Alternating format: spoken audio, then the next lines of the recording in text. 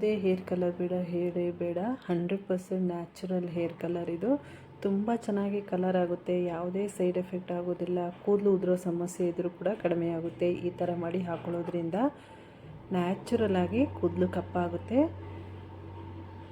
Welcome back to my channel. ಯಾವ ಥರ ಮಾಡೋದು ಅಂತ ನೋಡೋಣ. ಮೊದಲಿಗೆ ನಾನು ಲವಂಗ ತೊಗೊಂಡಿದ್ದೀನಿ. ಲವಂಗ ಹೇರ್ ಫಾಲ್ ಆಗ್ತಾಯಿದ್ರೆ ಕಂಟ್ರೋಲ್ ಆಗುತ್ತೆ, ಕೂದಲು ಉದ್ದವಾಗಿ ಬೆಳೆಯಲು ಕೂಡ ಸಹಾಯ ಮಾಡುತ್ತೆ, ಮತ್ತು ತಲೆಯಲ್ಲಿ ಇಚ್ಚಿಂಗ್ ಇದ್ರೂ ಕೂಡ ಕಡಿಮೆ ಆಗುತ್ತೆ. ಇದನ್ನು ಒಂದು 15 ಲವಂಗ ತೊಗೊಂಡಿದ್ದೀನಿ. ಅದನ್ನು ಕುಟ್ಕೋಬೇಕು. ಕುಟ್ಬಿಟ್ಟು ಹಾಕ್ಕೊಂಡ್ರೆ ಅದರ ರಸ ಚೆನ್ನಾಗಿ ಬಿಡುತ್ತೆ. ಅದರಿಂದ ಸ್ವಲ್ಪ ಪುಡಿ ಮಾಡಿ ಹಾಕ್ಕೊಳ್ಳಿ. ಇದನ್ನು ಬಳಸೋದ್ರಿಂದ ಡ್ಯಾಂಡ್ರಫಿನ ಸಮಸ್ಯೆ ಇದ್ರೂ ಕಡಿಮೆ ಆಗುತ್ತೆ, ಮತ್ತು ಕೂದಲು ಚೆನ್ನಾಗಿ ಉದ್ದವಾಗಿ ಬೆಳೆಯಲು ಸಹಾಯ ಮಾಡುತ್ತೆ. ಇವಾಗ ಒಂದು ಕಬ್ಬಿಣದ ಬಾಣಲಿ ತೊಗೊಂಡಿದ್ದೀನಿ. ಕುಟ್ಟಿರುವ ಲವಂಗನ ಕೂಡ ಹಾಕ್ಕೊಳ್ತಾ ಇದ್ದೀನಿ. ಆದಷ್ಟು ಕಬ್ಬಿಣದ ಬಾಣಲಿಯಲ್ಲೇ ಮಾಡ್ಕೊಳ್ಳಿ, ತುಂಬ ಚೆನ್ನಾಗಿ ವರ್ಕ್ ಆಗುತ್ತೆ. ಇವಾಗ ವೀಳ್ಯದೆಲೆ ತೊಗೊಂಡಿದ್ದೀನಿ. ಯಾವುದಾದ್ರೂ ಎಲೆ ತೊಗೋಬೋದು, ಬಿಳಿದಾದ್ರೂ ತೊಗೋಬೋದು, ಕಪ್ಪು ಎಲೆ ಆದರೂ ಕೂಡ ತೊಗೋಬೋದು.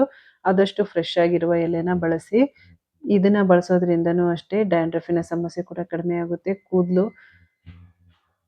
ಕೂದಲು ಉದುರೋ ಸಮಸ್ಯೆ ಕೂಡ ಕಡಿಮೆ ಆಗುತ್ತೆ. ತಲೆಯಲ್ಲಿ ಇಚ್ಚಿಂಗ್ ಇದ್ರೂ ಕೂಡ ಕಡಿಮೆ ಆಗುತ್ತೆ. ನಾವು ವೀಳ್ಯದೆಲೆನ ಬಳಸೋದ್ರಿಂದ ಚೆನ್ನಾಗಿ ತೊಳೆದು ಬಿಟ್ಟು ಈ ಥರ ಕಟ್ ಮಾಡಿ ನಾನು ಕುಟ್ಬಿಟ್ಟು ಹಾಕ್ಕೊಳ್ತಾ ಇದ್ದೀನಿ. ಚೆನ್ನಾಗಿ ಕುಟ್ಬಿಟ್ಟು ಹಾಕ್ಕೊಂಡ್ರೆ ಅದರ ರಸ ಚೆನ್ನಾಗಿ ಬಿಡುತ್ತೆ. ಆದ್ದರಿಂದ ಕುಟ್ಬಿಟ್ಟು ಹಾಕ್ಕೊಳ್ಳಿ.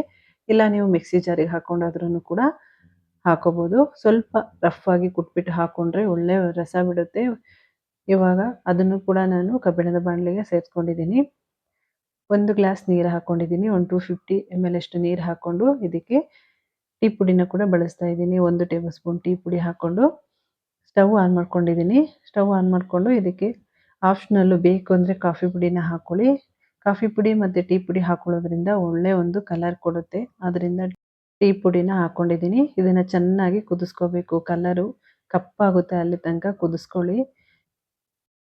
ಅಷ್ಟರಲ್ಲಿ ನಾನು ದಾಸವಾಳದ ಎಲೆನ ತೊಗೊಂಡಿದ್ದೀನಿ.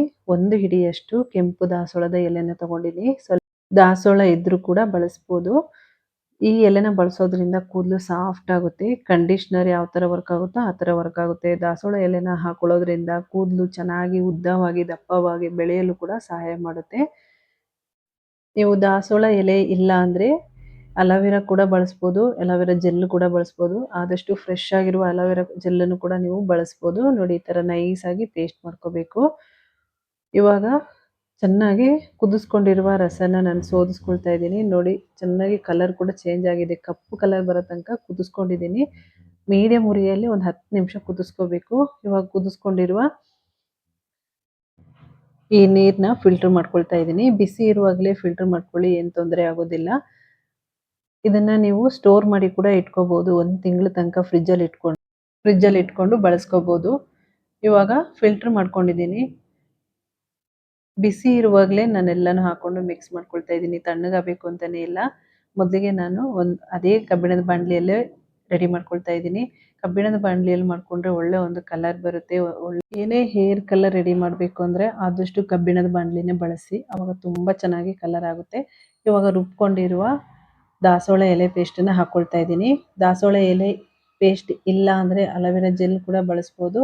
ಇವಾಗ ಫಸ್ಟೇ ನಾನು ಲಿಕ್ವಿಡ್ ರೆಡಿ ಮಾಡ್ಕೊಂಡಿದ್ದೀನಲ್ಲ, ಆ ಲಿಕ್ವಿಡ್ ಹಾಕ್ಕೊಂಡು ಚೆನ್ನಾಗಿ ಮಿಕ್ಸ್ ಮಾಡ್ಕೊಳ್ತಾ ಇದ್ದೀನಿ. ತಣ್ಣಗಾಗಬೇಕು ಅಂತಲೇ ಇಲ್ಲ, ಬಿಸಿನೇ ಹಾಕ್ಕೊಂಡು ಮಿಕ್ಸ್ ಮಾಡ್ಕೊಳ್ಳಿ. ನೀಟಾಗಿ ಮಿಕ್ಸ್ ಮಾಡ್ಕೋಬೇಕು. ನೀವು ಮೆಹಂದಿ ಪುಡಿ ಆದಷ್ಟು ನ್ಯಾಚುರಲ್ ಆಗಿರುವಂತಹ ಮೆಹಂದಿ ಪುಡಿನೇ ಬಳಸಿ. ನೀವು ಮನೆಯಲ್ಲೇ ರೆಡಿ ಮಾಡ್ಕೊಂಡಿರುವ ಮೆಹಂದಿನೂ ಕೂಡ ಬಳಸ್ಬೋದು. ನೀವು ಆಯುರ್ವೇದಿಕ್ ಅಂಗಡಿಯಲ್ಲಿ ಸಿಗುತ್ತೆ ಆ ಮೆಹಂದಿ ಪುಡಿನ ಬಳಸಿ. ಆವಾಗ ಯಾವುದೇ ಕೆಮಿಕಲ್ ಇರೋದಿಲ್ಲ. ತುಂಬ ಚೆನ್ನಾಗಿ ಕಲರ್ ಆಗುತ್ತೆ ಮತ್ತು ನಿಮಗೆ ಯಾವುದೇ ಸೈಡ್ ಎಫೆಕ್ಟ್ ಆಗೋದಿಲ್ಲ. ಇವಾಗ ಚೆನ್ನಾಗಿ ಮಿಕ್ಸ್ ಮಾಡ್ಕೊಳ್ತಾ ಇದ್ದೀನಿ. ನೀಟಾಗಿ ಮಿಕ್ಸ್ ಮಾಡ್ಕೋಬೇಕು. 1 ಗಂಟೆ ಇರೋದ ಹಾಗೆ ಮಿಕ್ಸ್ ಮಾಡ್ಕೋಬೇಕು. ಇವಾಗ ಮತ್ತೆ ಸ್ವಲ್ಪ ಲಿಕ್ವಿಡ್ ಹಾಕ್ಕೊಂಡು ಚೆನ್ನಾಗಿ ಮಿಕ್ಸ್ ಮಾಡ್ಕೊಳ್ತಾ ಇದ್ದೀನಿ. ಇವಾಗ ನೋಡಿ, ಕಲರ್ ಕೆಂಪು ಕಾಣ್ತಾ ಇದೆ. ಗಟ್ಟಿ ಅನಿಸಿದ್ರೆ ಸ್ವಲ್ಪ ಮತ್ತೆ ಲಿಕ್ವಿಡ್ ಹಾಕ್ಕೊಂಡು ಚೆನ್ನಾಗಿ ಮಿಕ್ಸ್ ಮಾಡ್ಕೊಳ್ಳಿ. ಆದಷ್ಟು ಸ್ವಲ್ಪ ತೆಳುವಾಗಿ ಕಲಿಸ್ಕೊಳ್ಳಿ. ಆವಾಗ ತಲೆಗೆ ಅಪ್ಲೈ ಮಾಡೋಕ್ಕೆ ಕೂಡ ಚೆನ್ನಾಗಿರುತ್ತೆ, ಕೂದಲಿಗೆಲ್ಲ ಚೆನ್ನಾಗಿ ಇಳಿಯುತ್ತೆ. ಇವಾಗ ನೋಡಿ, ಚೆನ್ನಾಗಿ ಮಿಕ್ಸ್ ಮಾಡ್ಕೊಂಡು ಆದಮೇಲೆ ನಾನು ಇಂಡಿಗೋ ಪೌಡ್ರನ್ನ ಹಾಕ್ಕೋಬೇಕು. ಸ್ವಲ್ಪ ಜಾಸ್ತಿನೇ ಹಾಕ್ಕೊಳ್ತಾ ಇದ್ದೀನಿ. ಕೂದಲು ಸ್ವಲ್ಪ ತಿಕ್ಕಾಗಿರೋದ್ರಿಂದ ಸ್ವಲ್ಪ ಜಾಸ್ತಿ ಹಾಕ್ಕೊಂಡು ಮಿಕ್ಸ್ ಮಾಡ್ಕೊಳ್ತಾ ಇದ್ದೀನಿ. ಇಂಡಿಗೋ ಪೌಡ್ರನ್ನ ಬಳಸೋದ್ರಿಂದ ಕೂದಲು ಕಪ್ಪಾಗುತ್ತೆ. ಇದೂ ಅಷ್ಟೇ, ಆದಷ್ಟು ನ್ಯಾಚುರಲ್ ಆಗಿರುವಂತಹ ಇಂಡಿಗೋ ಪೌಡ್ರನ್ನ ತಗೊಳ್ಳಿ. ಮತ್ತೆ ಸ್ವಲ್ಪ ಲಿಕ್ವಿಡ್ನ ಹಾಕ್ಕೊಂಡು ಚೆನ್ನಾಗಿ ಮಿಕ್ಸ್ ಮಾಡ್ಕೊಳ್ತಾ ಇದ್ದೀನಿ. ತುಂಬ ಗಟ್ಟಿಯಾಗಿ ಕಲಿಸ್ಕೋಬಾರ್ದು. ಇಂಡಿಗೋ ಪುಡಿ ಬಳಸೋದ್ರಿಂದ ಕೂದಲು ನ್ಯಾಚುರಲ್ ಆಗಿ ಕಪ್ಪಾಗುತ್ತೆ. ಇದನ್ನು ಅಷ್ಟೇ ಯಾವುದೇ ಸೈಡ್ ಎಫೆಕ್ಟ್ ಆಗೋದಿಲ್ಲ ಇಂಡಿಗೋ ಪೌಡ್ರು. ನಾವು ಇಂಡಿಗೋ ಪೌಡ್ರು ಮತ್ತು ಮೆಹಂದಿನ ಹಾಗೆ ನೀರಲ್ಲಿ ಕಲಸಿದಾಗ ಕೂದಲು ರಫ್ ಆಗೋ ಚಾನ್ಸಸ್ ಇರುತ್ತೆ.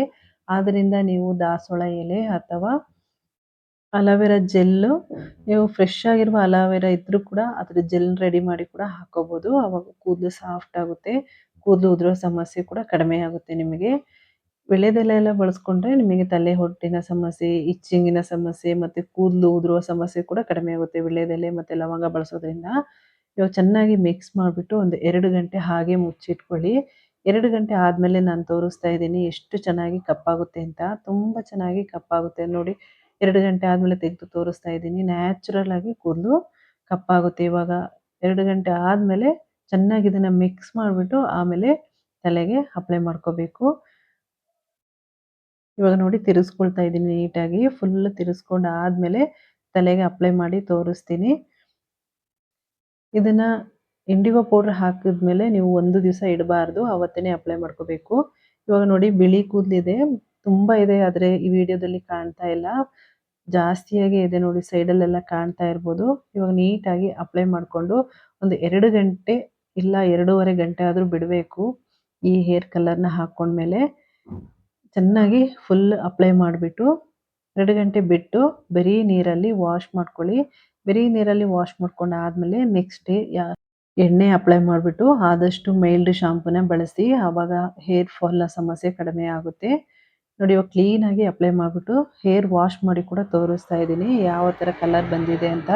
ತುಂಬ ಚೆನ್ನಾಗಿ ವರ್ಕ್ ಆಗುತ್ತೆ. ಈ ವಿಡಿಯೋ ಇಷ್ಟ ಆಗಿದ್ರೆ ಲೈಕ್, ಶೇರ್, ಸಬ್ಸ್ಕ್ರೈಬ್ ಮಾಡ್ಕೊಳ್ಳಿ. ಅಲ್ಲೇ ಪಕ್ಕದಲ್ಲಿರುವ ಬೆಲ್ ಐಕನ್ನ ಕ್ಲಿಕ್ ಮಾಡ್ಕೊಳ್ಳಿ. Thank you.